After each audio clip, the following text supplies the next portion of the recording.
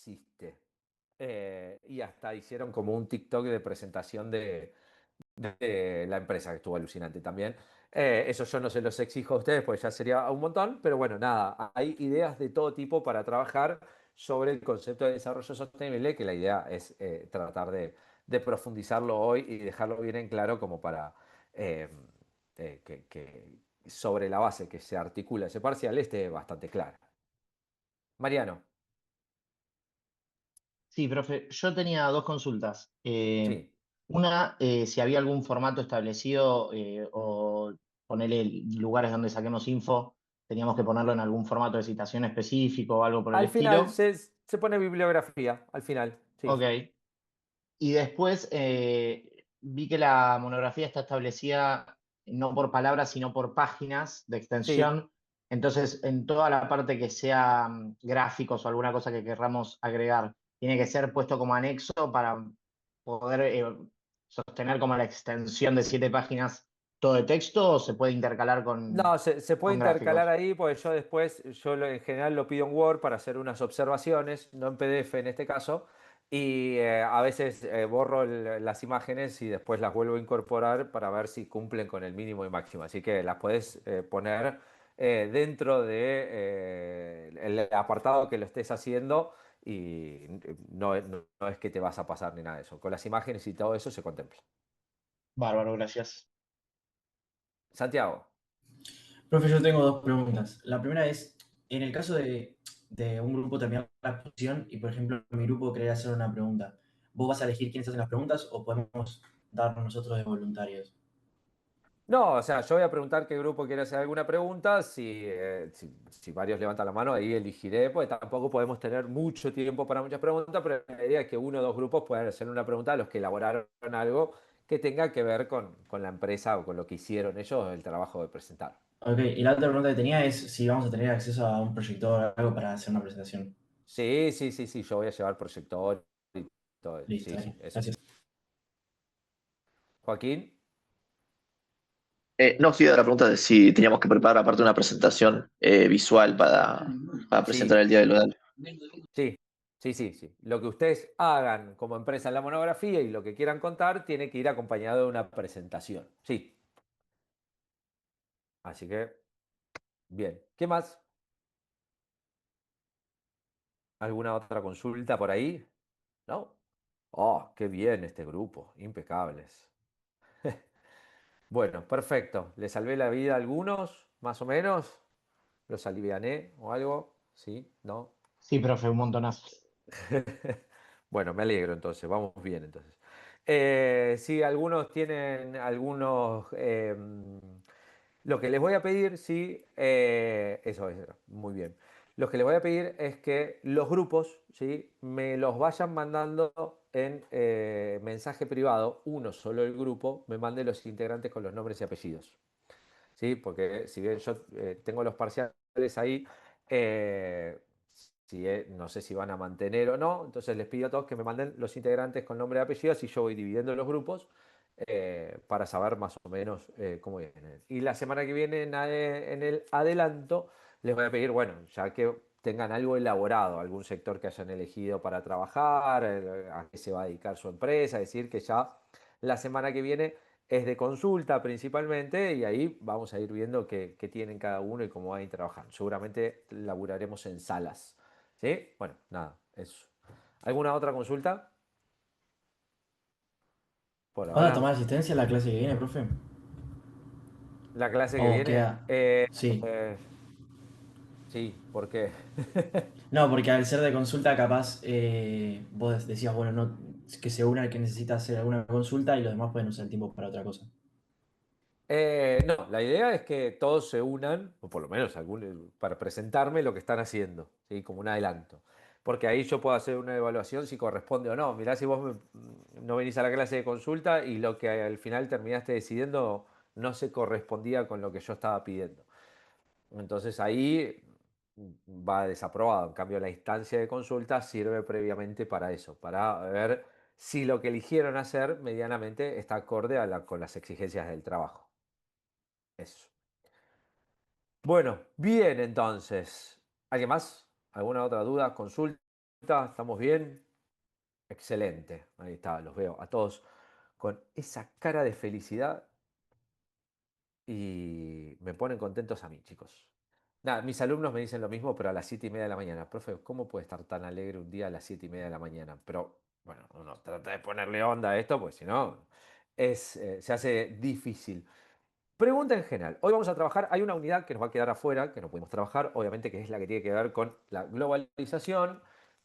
No importa, hubiese estado bueno poder trabajarla, pero bueno, entre distintos tipos de clases y problemáticas que hemos tenido, se complicó y no llegamos con ese contenido. Intenté priorizar en este caso el de desarrollo sostenible, porque tiene que ver particularmente con el parcial, entonces poder desarrollarlo y trabajar en ese sentido. ¿Alguien de acá, sí, a lo largo de su trayectoria secundaria o universitaria o personal, ha tenido contacto o ha escuchado hablar del desarrollo sostenible?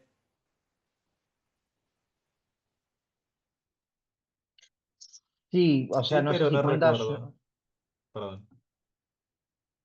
yo por lo menos en el trabajo como que tenés un área de calidad, seguridad y medio ambiente y como que van comprometiéndose a metas de desarrollo sostenible como zero waste o tratamiento de residuos más eficientes y demás cuestiones. Bueno, bien, Mariano.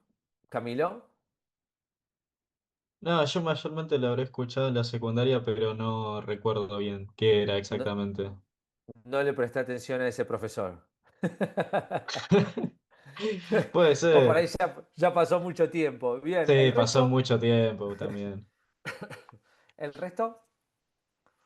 A ver, Gastón Fariña. No, la verdad Yo los voy agarrando que para molestarlos nada más, ¿eh? yo no estoy muy familiar con el concepto, así que voy Bien, a aprender en esta clase. bueno, Ana Solroviani.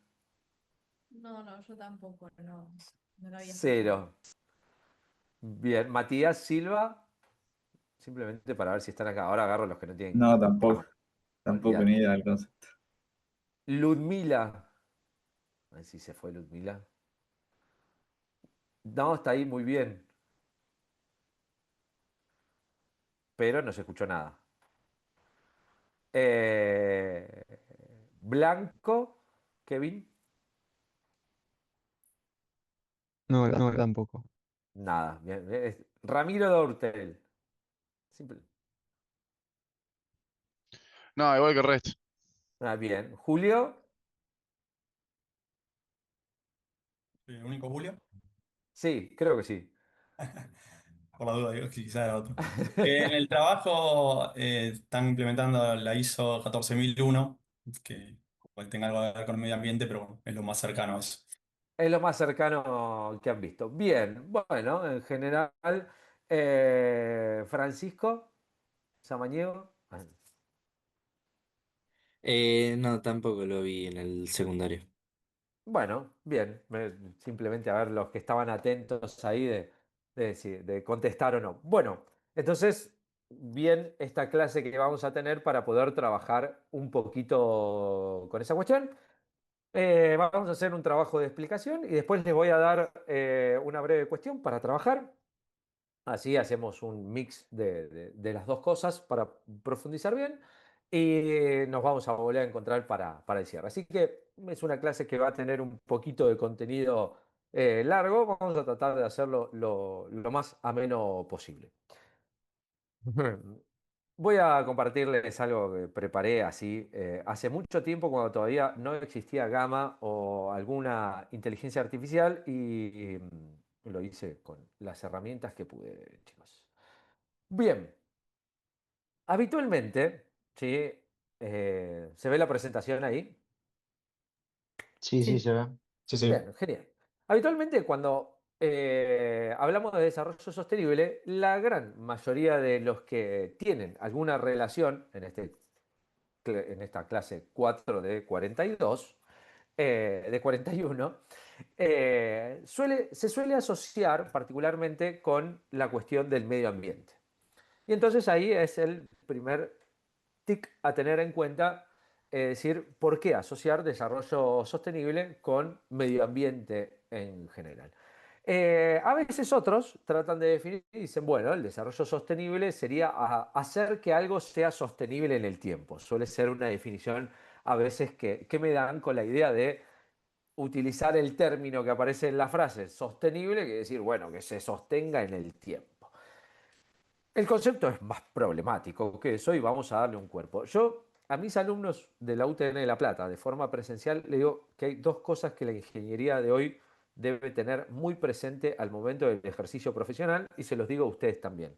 Una es el uso de la inteligencia artificial en cualquier campo. Seguramente ustedes, muchos están familiarizados, pero a medida que avanza el tiempo, la mayor cantidad de industrias posibles van adaptando el uso de sus herramientas a la inteligencia artificial. Entonces, es muy importante que ustedes se familiaricen con las distintas inteligencias artificiales que hay para poder estar dentro del marco de lo preferible y de lo esperable al momento de salir a buscar trabajo. Eso es como mantra general, como cuestión fundamental a tener presente. La otra es que sepan de desarrollo sostenible. Y ahí el punto es, ¿qué es? ¿Por qué? Porque hoy en todo el mundo se habla de este concepto y hoy no hay política industrial, desarrollo industrial, planteo político, políticas de Estado o políticas a nivel internacional que no tenga en cuenta esto. Entonces, si yo quiero ser un ingeniero o ingeniera en este mundo contemporáneo que se viene, no puedo dejar pasar por alto este concepto. Es más, les diría que si después, una vez que terminamos, encuentran charlas asociadas a este estilo, a esta cuestión, a este concepto o a esta problemática, vayan. Porque cuanto más formados estén en estas cuestiones, a ustedes se les va a hacer muchísimo más fácil la entrada en el mundo profesional. ¿Sí? Entonces, vamos ahí a esta cuestión. Si yo les muestro esta imagen, ¿qué ven?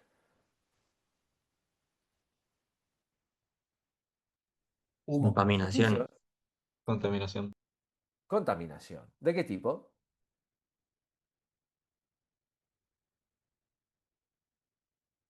¿Qué hay? ¿Qué contaminación estamos hablando? Del aire. Bien, ¿y cómo se llama? Contaminación del aire. En el secundario lo tienen que haber visto. Ambiental. Sí, pero un Polución. poquito más específico. ¿Qué hay en el aire contaminando?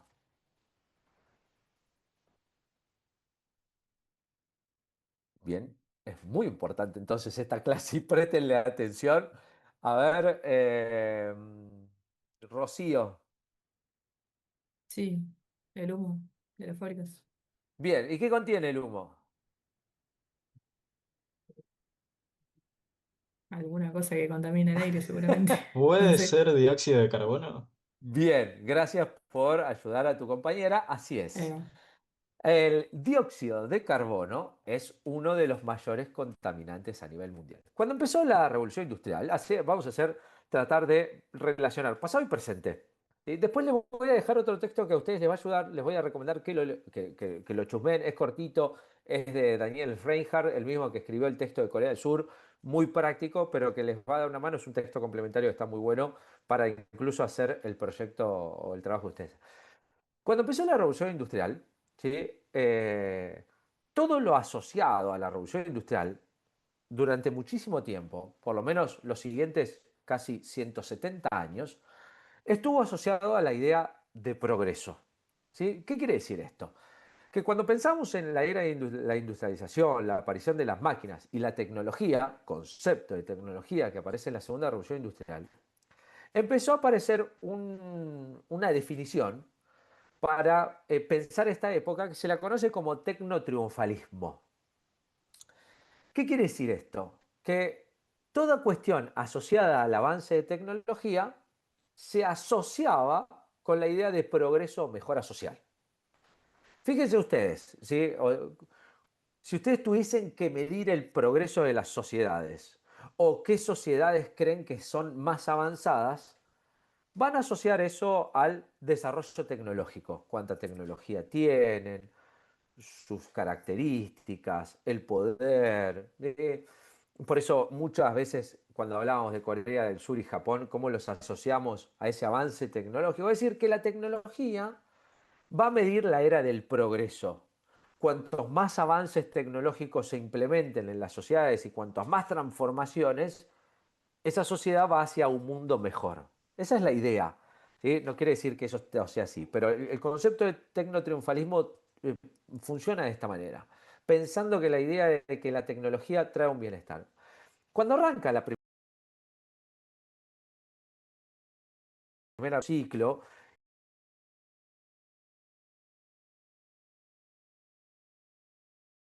esto es bastante sencillo. La Tierra tuvo momentos de lo que se llamaba glaciación, es decir, que la Tierra se pone más fría, y desglaciación, es decir, que la Tierra se pone más calurosa.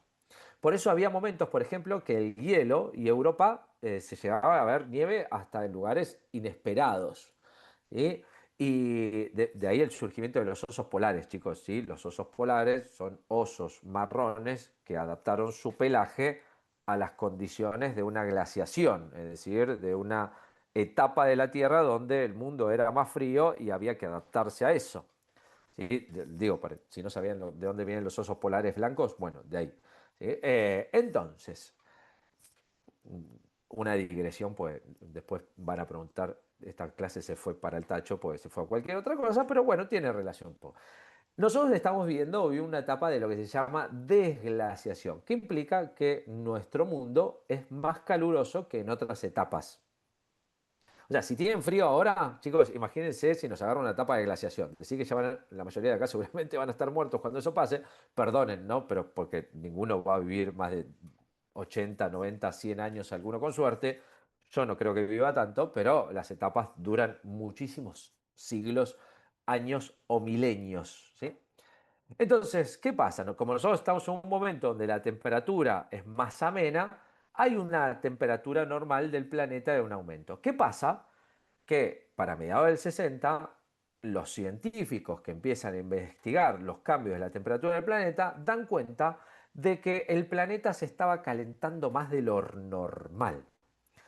¿Por qué se calenta más de lo normal? ¿Qué ocurre? ¿Qué es, a ver, porque los gases el dióxido de carbono, ¿qué genera en la Tierra? Achican la capa de ozono. Bueno, esa es una cuestión, ahí lo dijo uno de sus compañeros, el efecto invernadero. Es decir, que el calor entra, pero por esa capa espesa que se empieza a ver en el aire, no se va. Entonces la Tierra se empieza a calentar más de la cuenta. ¿Por qué esto es un problema? Porque el calentamiento por fuera de las normas naturales del proceso que tiene que atravesar nuestro planeta implica cambios en todos los aspectos, de la biodiversidad, del clima, de las catástrofes naturales, modifica todo. ¿Por qué? Porque el planeta se acelera su calentamiento cuando eso tiene una etapa natural de transición. Ese es el calentamiento global. ¿Por qué se genera el calentamiento global? Porque el mundo fue creciendo. Ustedes imagínense que a principios del siglo XX, en 1900, había 1.000 millones de personas. Cuando llegamos a 1950, ¿sí?, había 3.000 millones o 2.500 millones de personas, más o menos. Es decir, que en 50 años el mundo creció 2.500 millones de personas. En 1950 había 2.500 millones de personas. Cuando llegamos a 1990, hay 5.500 millones de personas. O sea, imagínense el acelerado proceso de crecimiento demográfico. A eso súmenle que muchas de esas personas van a acceder a bienes de consumo en donde el uso del dióxido de carbono es la norma. Fábricas, automóviles, transportes, micros, barcos, aviones, etc. Imagínense todo lo que hay atrás de lo que consume petróleo. Todo eso que consume petróleo saca dióxido de carbono. Las fábricas sacan dióxido de carbono. Los autos, todo está el dióxido de carbono. Entonces es un problema medioambiental, porque el planeta se está calentando. De hecho, hoy ya está 2 grados por encima de lo que tendría que haber estado, ¿sí?, dentro de 15 años. O sea, aceleramos. el crecimiento, acá ya estamos en nivel rojo, ¿no? O sea, así como está la figurita ahí, la temperatura es más o menos en los niveles que estamos en la actualidad. Pero esto se empieza a debatir en 1960 y dicen, che, muchachos, hay que hacer algo porque el calentamiento global es un problema que tenemos que atender antes de que destruyamos el planeta. Y hay muchos que se le matan de risa, nadie le da pelota, estos científicos, qué sé yo, hasta que las Naciones Unidas decide hacer una cumbre sobre el medio ambiente. ¿Sí? Entonces, por primera vez se convoca en 1972 a debatir el problema del cuidado del medio ambiente, que ahí aparecen todas las cuestiones que mencionaron sus compañeros sobre esto del medio ambiente, cómo está flotando ahí. ¿Qué implica el medio ambiente? Bueno, hay que proteger a la Tierra del calentamiento global y hay que empezar a hacer algo. ¿Por qué hay que hacer algo? Porque evidentemente, si seguimos a este ritmo, el planeta puede entrar en la etapa de la autodestrucción. Es decir, que como especie nosotros estamos generando la acelerada destrucción de nuestro propio planeta a costa de mayores comodidades tecnológicas. Obvio, las estamos atravesando y las estamos disfrutando y somos parte, nos encanta todas esas transformaciones tecnológicas.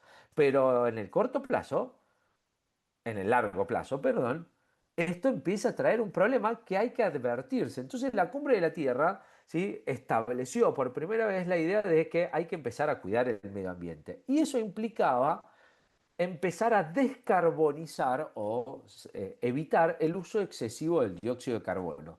Pero no es solo el dióxido de carbono, también se van a trabajar miles de cosas. Por ejemplo, en mi época, cuando yo era chico, se utilizaba el aerosol que venía con un ingrediente que era mega contaminante para la capa de ozono, y después lo tuvieron que sacar y hacer otro aerosol, ¿sí? ¿Por qué? Porque estaba esto que se destruía la capa de ozono, es decir, también no solo generábamos un calentamiento global, sino nuestra capa de ozono que nos protege de los rayos radiactivos del sol para que no nos haga trizas nuestra piel y nos genere innumerable cantidad de problemas y enfermedades, se estaba debilitando.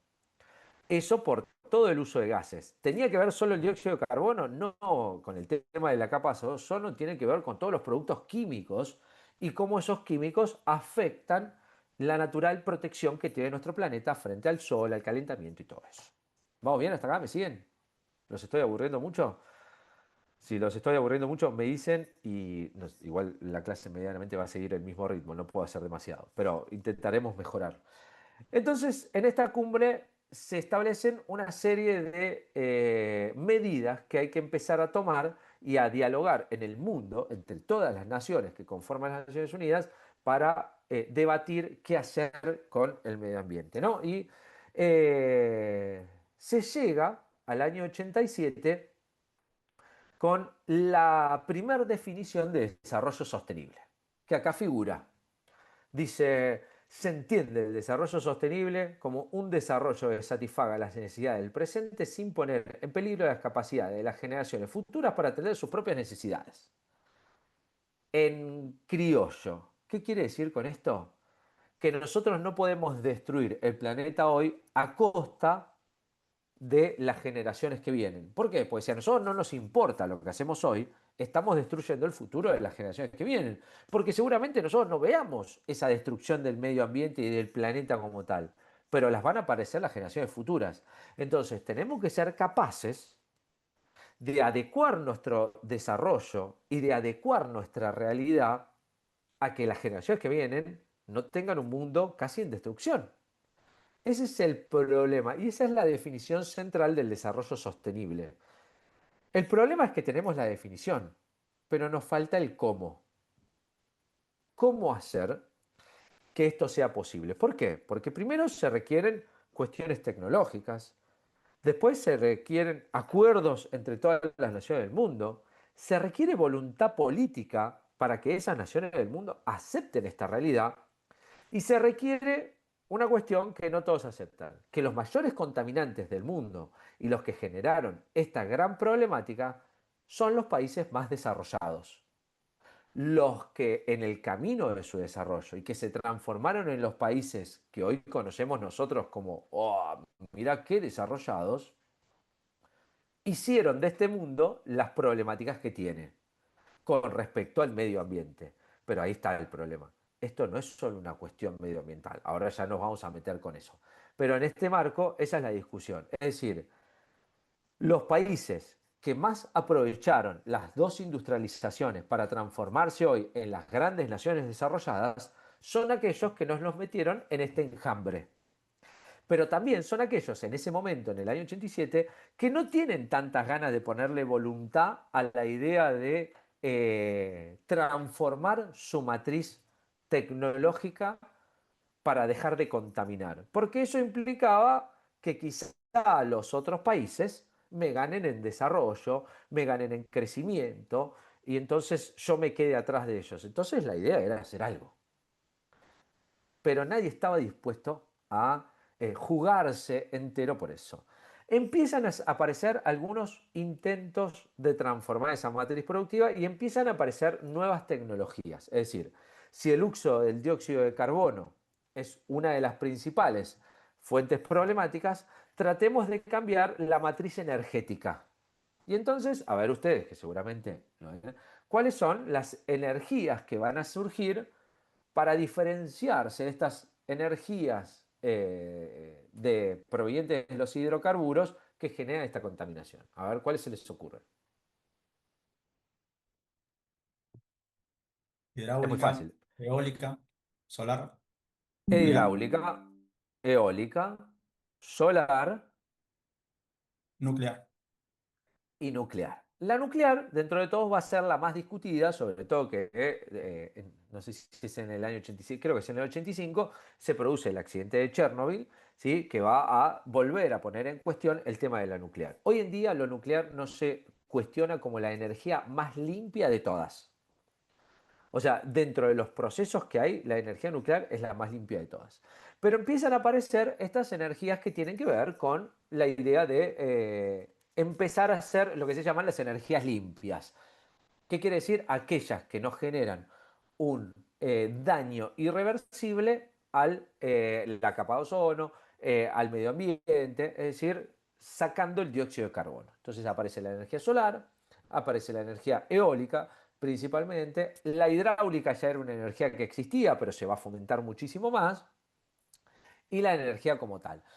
El problema es que en los años 80, imagínense, cuando es esta cumbre sobre o la comisión sobre el medio ambiente, requería volúmenes importantes de dinero para invertir para que eso sea posible, para decir, che, bueno, dale, vamos a meterle plata acá. ¿Por qué? Porque eran tecnologías en desarrollo. Cuando una tecnología es en desarrollo, es cara, no está masificada, cuesta conseguirla y no es fácil implementarla porque las condiciones son mucho más adversas para poder implementar esa tecnología.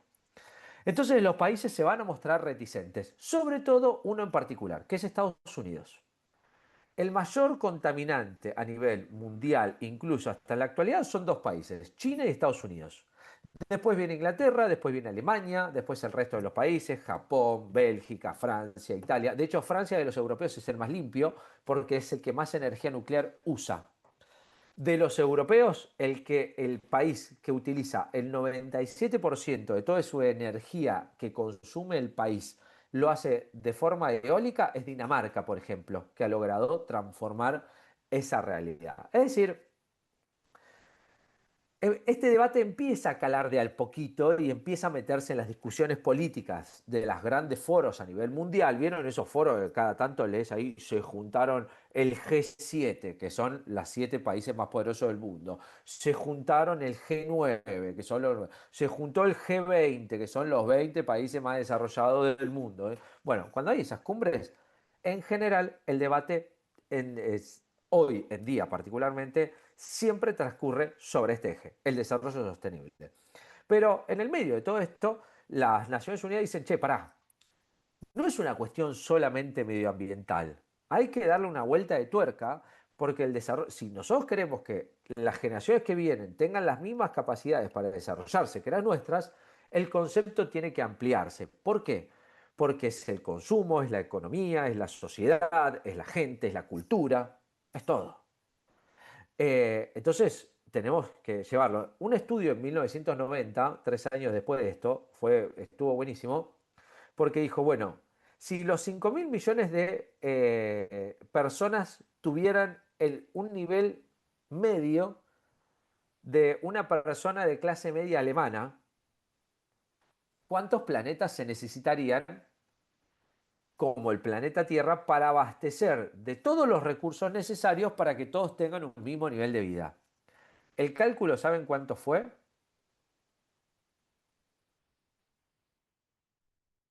¿Cuántos mundos como el nuestro necesitaríamos? No se vayan al tacho igual, ¿eh? 4. 20. No, ya te fuiste al tacho. En 20. ¿Sí? Se debatió se necesitarían por lo menos 5 planetas Tierra. Cuando el mundo tenía 5.500 millones de habitantes, ¿eh? Hoy tiene 8. Es decir, que en 1990, para que todos los habitantes del mundo tengan el mismo nivel de vida, se requerían 5 planetas. ¿Qué implica eso?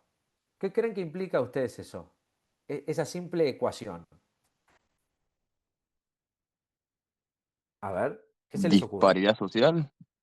Disparidad social, pero ¿qué implicaría en el debate a futuro esa cuenta? O sea, decir que si los 5.500 millones de personas quieren vivir como un alemán medio, no estamos hablando de un alemán rico, sino un alemán de clase media, necesitaríamos 5 planetas. Es decir, en la lógica no se puede. ¿Qué implica entonces? Hay Que que realmente cambiar. alcanzar ese estado ese estatus de vida es medio imposible para todos. Hay que bajar el máximo. Muy bien. El problema es que no podemos pensar que todos pueden tener ese nivel de vida. Entonces, ¿qué hay que hacer? Hay que empezar a bajar las características que tiene el desarrollo actual. Porque la forma en que la gente está acostumbrada a vivir y a hacer del uso de los recursos su modo de vida son incompatibles con el desarrollo del planeta.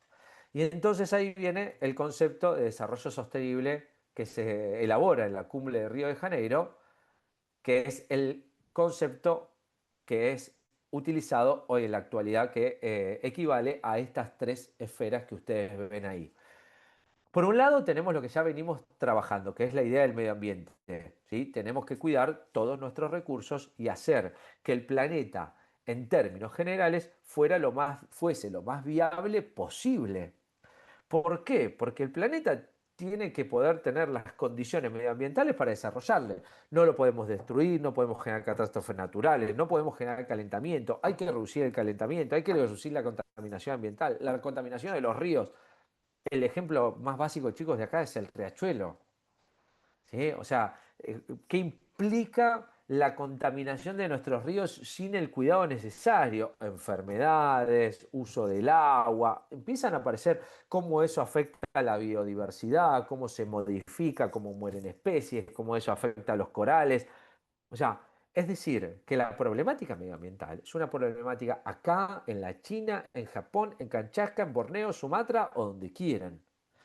Pero si solo nos enfocamos en la medioambiental, estamos eh, dejando atrás el factor económico. Para poder llevar adelante una cuestión que cuide el medio ambiente, hay que transformar la matriz económica.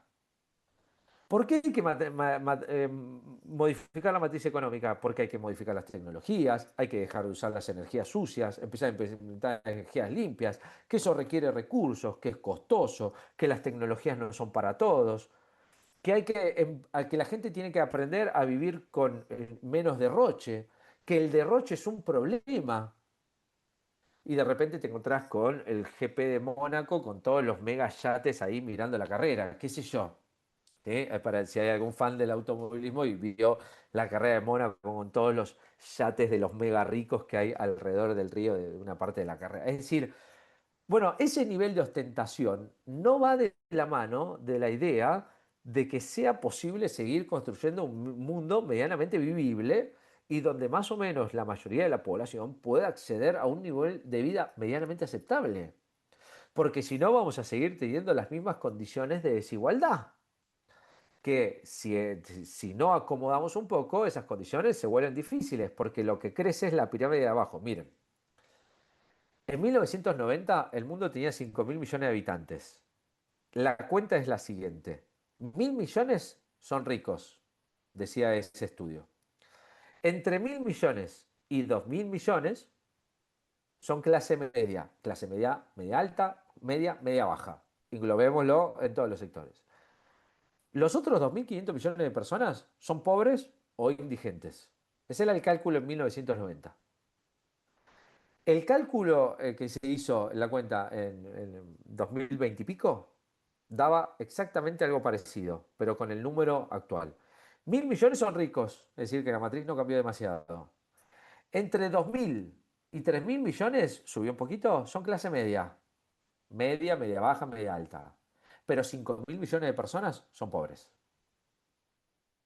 Entonces, eso trae una problemática que ir, y ahí es donde el autor o los que piensan el desarrollo sostenible ponen el factor social. Bueno, esto no puede ser de forma tan desigual.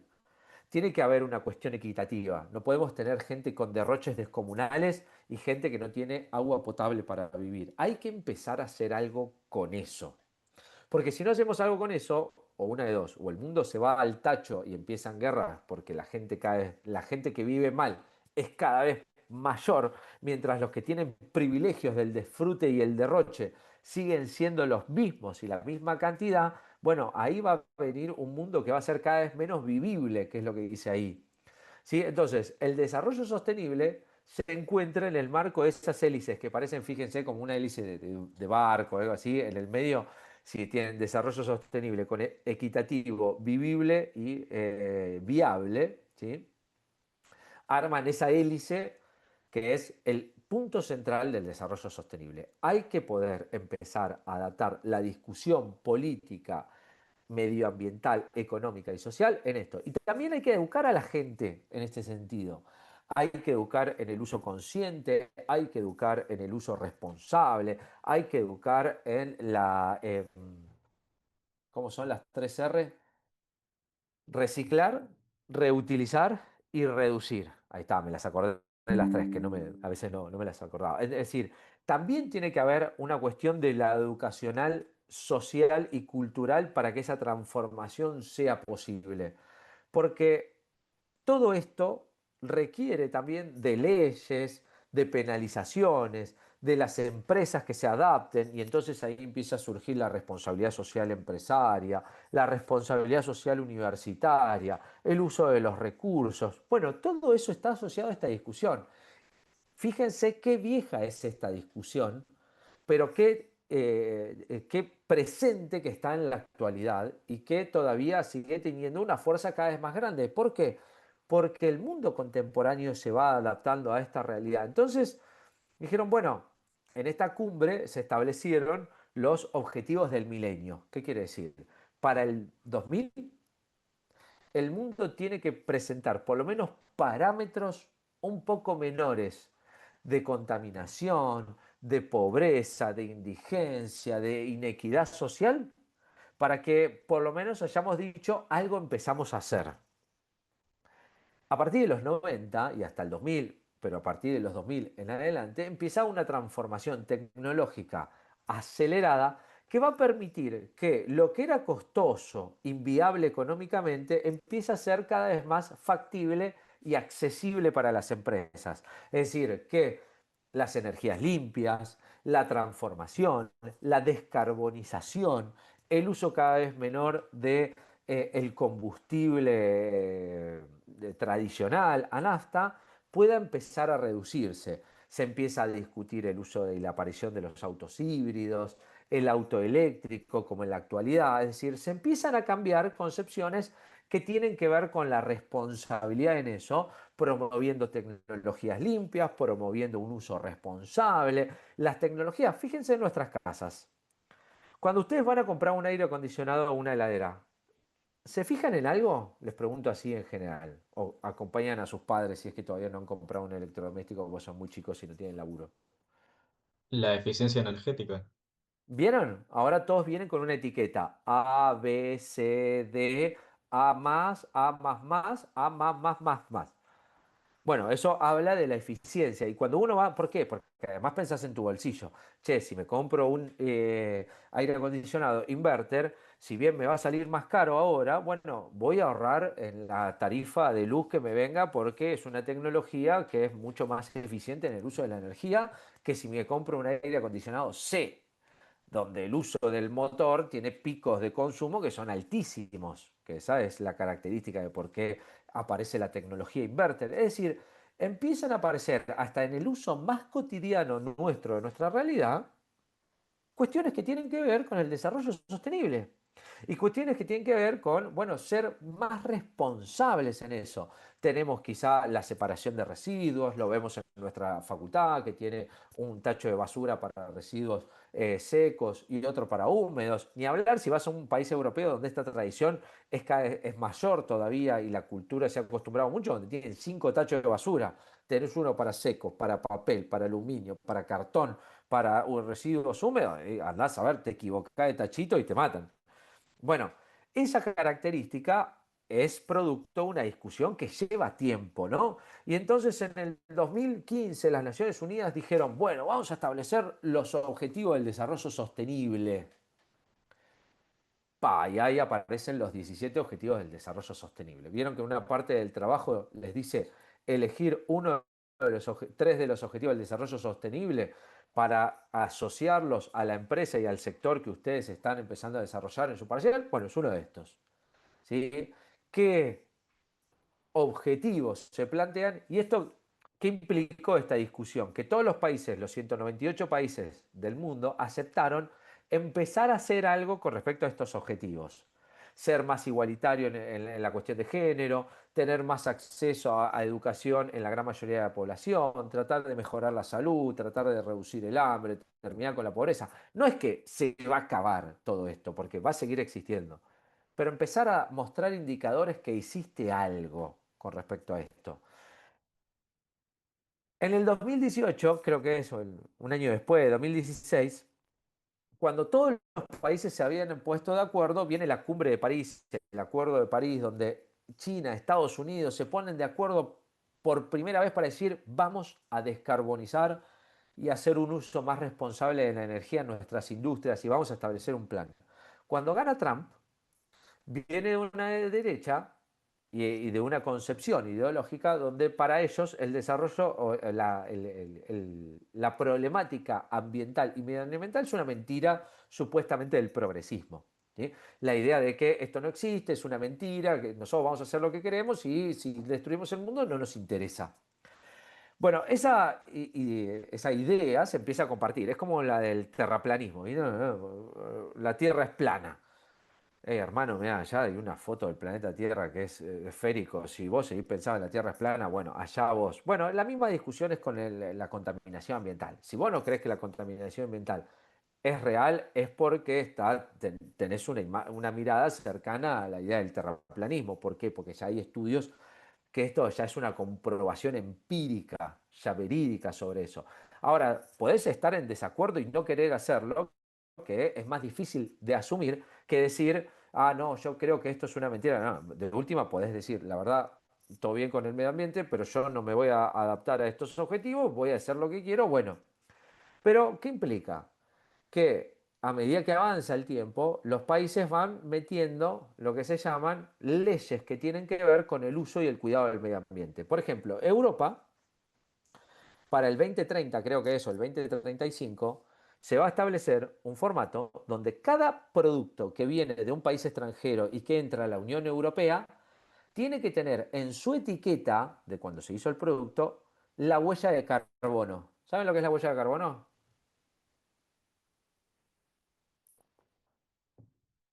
¿No? ¿Nadie? ¿Cero? Alguien que me diga que no, aunque sea. ¿Es lo que contamina No, cada no, uno? puntualmente no. La huella de carbono es el uso de la energía y la contaminación que hizo ese producto al ser hecho, al ser realizado. Eso se puede medir en general y hay una medición estándar a nivel internacional. Bueno, Europa a partir del 2030, creo que es el 2030 o 35, no me acuerdo de la ley, eh, establece que determinado producto que exceda la huella de carbono que ellos consideran el piso aceptable de contaminación medioambiental, el que exceda eso no puede entrar en la Unión Europea. Es decir, vos te perdés de entrar a uno de los mercados con casi 1.000 millones de habitantes y con uno de los PBI per cápita, es decir, de las riquezas más altas de todos los continentes. Entonces ahí empieza el problema. Yo digo, no, la verdad que la contaminación ambiental no me importa, pero si yo cada vez me veo limitada en mi capacidad de exportar mis productos porque otras naciones están aplicando restricciones, o una de dos, en el largo plazo no le vendo a nadie más. Y entonces, ¿cómo vivo y me desarrollo si no le puedo vender a nadie? Y si no hice esa transición. Por eso la gran mayoría de los países hoy tiene planes para llevar adelante esa transición. Por ejemplo, China, que es uno de los países que mayor usa el carbón, tiene un plan para la descarbonización para el 2050. Para China, para el 2050, no puede usar más carbón. Entonces, están haciendo todo lo imposible para acelerar el proceso de la transición energética y dejar de usar carbón. ¿Cómo? Con energía solar. Por ejemplo, China hoy tiene los mayores parques solares a nivel mundial. China genera la misma cantidad de energía solar que los norteamericanos generan con energía nuclear, para que se den una idea la magnitud del desarrollo de la energía solar china. Está tratando de construir 100 empresas, 100 reactores nucleares, ¿sí? Piensen que plantas nucleares, ahí está. Plantas nucleares en el mundo hay 129. Bueno, China piensa construir en los próximos 20 años 100. Es decir, que en los últimos 80 años desde que existe la tecnología se crearon 129. Bueno, China quiere hacer 100 en los próximos 20. Seguramente lo va a cumplir. ¿Por qué? Porque todos los países están adaptando sus condiciones a estos objetivos, les guste o no les guste. Entonces, cada vez con mayor presencia, los objetivos del desarrollo sostenible empiezan a ser una problemática para el desarrollo de las naciones. Es decir, si yo no me acoplo a esta transformación, tarde o temprano termino afuera del mundo que se viene. Y esa discusión también se da en el campo de la ingeniería. Hoy se habla de ingeniería sostenible, es decir, cómo pienso la realización de una innovación teniendo en cuenta esta problemática que está acá. Hoy ya la ingeniería y los procesos de innovación tecnológica no se llevan a cabo sin tener en cuenta el efecto ambiental que voy a tener al momento de realizar esta innovación. Y si no tiene parámetros medioambientales específicos, si no cumple con determinadas regulaciones, no se puede llevar adelante. Por eso es que yo les digo que empiecen a pensar que el desarrollo de la ingeniería incluye todas este tipo de características y problemáticas en general, ¿sí? Y bueno, y acá dice, bueno, ¿qué rol tiene la ingeniería en todo esto? Y acá viene el punto central. La ingeniería es la herramienta fundamental para esta transición. Los objetivos del desarrollo sostenible son y van a ser posibles a medida que la ingeniería como profesión y los ingenieros e ingenieras como personas en el marco de esa transición generen las innovaciones necesarias para implementar esta transformación. Por eso es tan importante contar con ingenieros e ingenieras que estén asociados y estén embebidos de este término y de esta discusión contemporánea, porque no es una discusión menor, quiero que lo sepan, no es algo como dice por ahí el presidente nuestro, Trump, que no le dan bolilla, que lo pasan por alto. Salvo esas dos naciones, el resto del mundo está discutiendo esto y no hay duda de que toda transformación económica, toda transformación industrial va a venir por este camino y las leyes van a ser cada vez más rigurosas. Entonces vos vas a tener que estar al tanto de las transformaciones que se van dando en la innovación tecnológica para el uso eficiente de los recursos, porque si no te quedas afuera. Entonces, por ejemplo, empiezan a surgir este tipo de cuestiones. Por ejemplo, hay países hoy que en las edificaciones empieza lo que se llama la matriz tecnológica. Bueno, ¿qué hago? Bueno, ya no existe la construcción de edificios, bueno, acá sí todavía, pero en gran parte de las ciudades más desarrolladas del mundo están poniendo que a determinada cantidad de cemento y de hormigón que se utilice, se tiene que implementar una cantidad de espacios verdes dentro de ese edificio para complementar el uso de eso, de forma tal de oxigenar el espacio urbano. Vieron que la urbanización, como la conocemos nosotros, ustedes por ahí, si viven dentro de Capital Federal, vieron que todos los edificios son gigantes, sin verde, murallones de hormigón y edificios de hormigón constante arriba. Bueno, eso ya no se estila más. Todos los edificios tienen que tener un aspecto por lo menos verde en su interior, o así o en el techo, donde haya un espacio verde que contemple que ese excesivo uso del cemento, hormigón, la arena y lo que incluye hacer un edificio, bueno, tiene su efecto de contrapartida en la generación de oxígeno y en la absorción de lluvias, por ejemplo, para que no se generen inundaciones. Los espacios verdes permiten el filtrado mucho mejor, ¿sí?, de las lluvias que vienen cada vez más en carácter más excesivo, porque el calentamiento global está generando efectos de transformación en las lluvias, las sequías, etcétera, que eso requiere adaptarse también a estas transformaciones. Yo tengo un amigo acá de cerca que le gusta mucho, es autodidacta, y cuando se estaba haciendo la casa, que se la estaba haciendo él, el techo se lo hizo como el que ven ahí, de pasto. Y el techo es espectacular, ¿eh? Y la hilación era increíble, tanto en verano como en invierno. Bueno, ese tipo de cuestiones se tienen que empezar o se van a empezar a observar más de forma tal de poder acompañar esa transición, pero en todo, desde lo urbano, desde lo industrial. Fíjense acá los parques eólicos que se están mostrando, fíjense el parque solar que está ahí atrás, es decir, edificios cada vez más alimentados por paneles solares y energía solar. Incluso si ustedes, no sé si han notado, pero si están en el campo, qué sé yo, hay termotanques solares. O sea, si vos estás en el medio del campo y no te lleva muy bien la electricidad, se ponen termotanques solares para que te caliente el agua. Es decir, cada vez esta realidad y esta discusión está siendo cada vez más presente dentro de, el debate contemporáneo del desarrollo. También está la idea de la economía circular. ¿Alguien había escuchado alguna vez de economía circular? Sí, sí, Ah, por ahí. ¿qué es? Te agarré. Escuché el concepto, no particularmente saber qué es. Bien. Para la mayoría de ustedes, la economía circular, ¿sí? No es meter eso en una pelota de hámster, sino la idea es que el desarrollo de un producto contamine lo menos posible en su realización. Y todos los desechos o desperdicios industriales que se van haciendo al momento, se van generando al momento de la realización de un producto, tengan su lugar para poder ser o sirvan para poder o puedan ser reelaborados en otra industria. Entonces, bueno, esto que para vos es un desecho, se lo llevamos a esta industria para que desarrolle determinada cuestión. Esto que para vos es un desperdicio industrial, se lo llevamos a esta otra industria para que genere determinado producto. Bueno, la economía circular se habla de economía circular cerrada cuando es dentro de una misma empresa. Es decir, yo dentro de mi empresa genero todos los elementos para no desperdiciar productos, para no generar desechos y esos desechos reutilizarlos en mi propio proceso industrial. Al mismo tiempo está la economía circular abierta, que es aquella que se da entre industrias.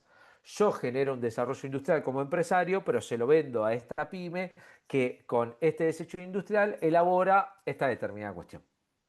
Entonces, de esa forma no se generan desechos, no hay desperdicios, se reutiliza, se generan productos. Eso es la economía circular. En este sentido, esta es una de las características centrales que están implementando la mayoría de las empresas que pueden. Cómo hacer que tu producto contamine lo menos posible y genere la menor huella de carbono posible. Porque hoy se empieza a medir la industrialización y el producto a partir de la contaminación que genera. Si yo no mido la contaminación que genera mi producto, tengo un problema.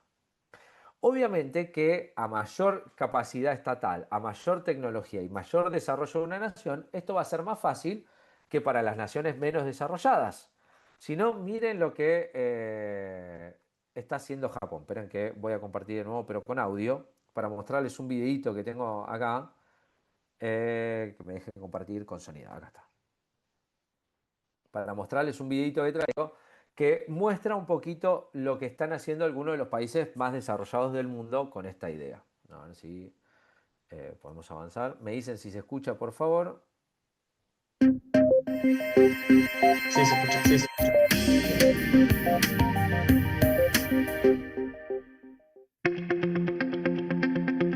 Más de la mitad de la población mundial vive en zonas urbanas, pero en el caso de Japón se trata del 92% de la población. Esto crea desafíos en términos de sostenibilidad, por lo que el país responde a ello creando nuevos tipos de ciudades.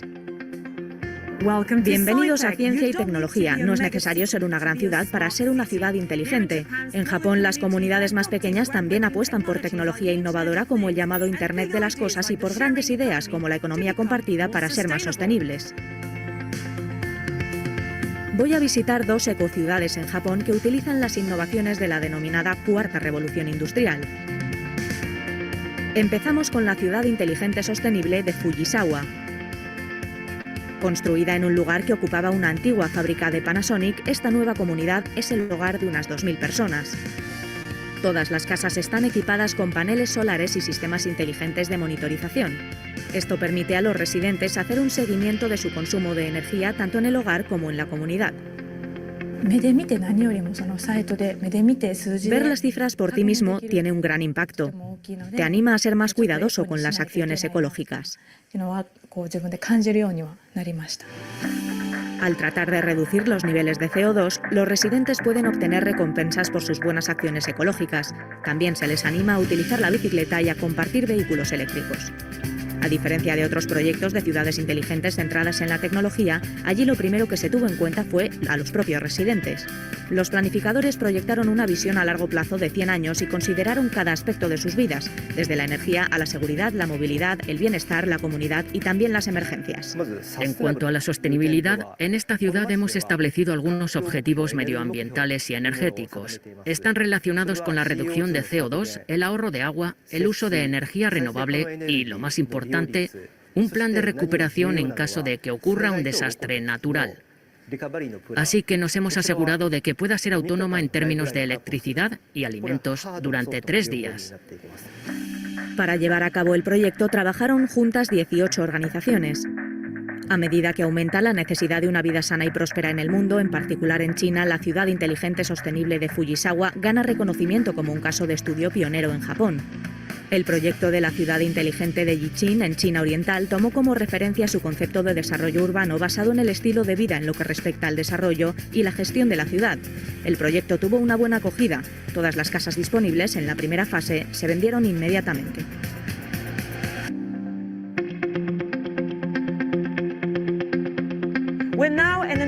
Visitamos otra ecociudad, Kashiwanoha. Esta es la fuente de energía de la ciudad y es totalmente revolucionaria. Esta instalación de red inteligente incluye uno de los sistemas de células de almacenamiento de iones de litio más grandes de Japón, así como generadores solares y de gas de emergencia. Supervisada por el centro inteligente de la ciudad, la red puede responder inmediatamente a una escasez de energía y ser autónoma durante 3 días. Cuenta con un sistema único de gestión de energía diseñado después de que la ciudad sufriera un apagón tras el terremoto de marzo de 2011. También ha ayudado a reducir el índice máximo de consumo de energía en más de 1/4 parte. En este momento Japón está construyendo ciudades inteligentes basadas en un concepto lanzado por el gobierno llamado Sociedad 5.0. La idea central de este concepto es ciudades inteligentes centradas en la gente o centradas en el ser humano. Kashiwanoha no solo está apostando por las últimas tecnologías, queremos asegurarnos de que los ciudadanos puedan dominarlas para construir un lugar donde todos puedan sentirse felices. El Centro de Diseño Urbano es el lugar donde los habitantes pueden acceder a más información sobre su ciudad inteligente y el vínculo como comunidad. Como ciudadano, hoy he querido participar en un taller para decidir cómo construir la ciudad del futuro mediante una colaboración entre los residentes y la región. Además, hay autobuses de conducción automática cerca de la ciudad inteligente y he participado en las pruebas para ponerlos en marcha. Este espacio también sirve como centro de asociación entre los diferentes interesados en el proyecto provenientes del medio público, del privado y del académico. En Japón, el ingrediente clave para el éxito de las comunidades inteligentes del mañana es la colaboración. Bien, nada, un video que muestra un poquito las realidades que se pueden dar en algunos países en particular. Imagínense, pensar eso en países con menos recursos es casi imposible. Pero bueno, es un poco la idea de que tiene el concepto de desarrollo sostenible y cómo hoy todos los diferentes productos se van adaptando a la realidad actual y a la realidad contemporánea, ¿sí? Eso es más o menos el concepto central de desarrollo sostenible, las características principales que tiene y los desafíos a futuro obviamente son enormes. Las posibilidades gracias al avance de la tecnología hoy son mucho mayores que en otros momentos. Una de las cuestiones que planteaba el texto que yo les dije que le iba a dejar como complementario es que hoy mediante el avance tecnológico es posible y es mucho más factible pensar productos sustentables, el desarrollo de la industria verde, como se la suele llamar, o la industria sostenible, es mucho más viable que quizás hace 15 o 20 años atrás, cuando los desarrollos tecnológicos eran menores y los accesos eran mucho más caros que en la actualidad. Eso, en definitiva, es el concepto de desarrollo sostenible y es el debate por donde pasa gran parte de la discusión sobre las políticas de desarrollo industrial, por lo menos en el siglo XXI, y que van a ser el mantra general a lo largo de por lo menos los próximos años para que tengan una referencia. De ahí la idea de que el proyecto que ustedes tengan que realizar tenga que ver con un producto que se adapte a estas cuestiones que tienen que ver con el desarrollo sustentable en el área que ustedes decidan, ¿sí? Y en el sector que a ustedes les seduzca, por eso ahí los puse como opcionales, ¿sí? ¿Hasta acá alguna pregunta? ¿No? ¿Nada? Bueno, bien, vamos a hacer una pequeña actividad que sigue, que no es muy larga, pero sirve para cerrar un poquito eh, el tema del desarrollo sostenible. En la clase del 22 de junio, en la clase de hoy, hay una parte que dice texto actividad número 7, que tiene que ver con el desarrollo sostenible, ¿sí? Ese texto tiene un capítulo introductorio y un capítulo que sigue que dice Educación para la Sostenibilidad, que son muy cortitos, que son de una carilla o una carilla y media cada uno, así que son verdaderamente introductorios.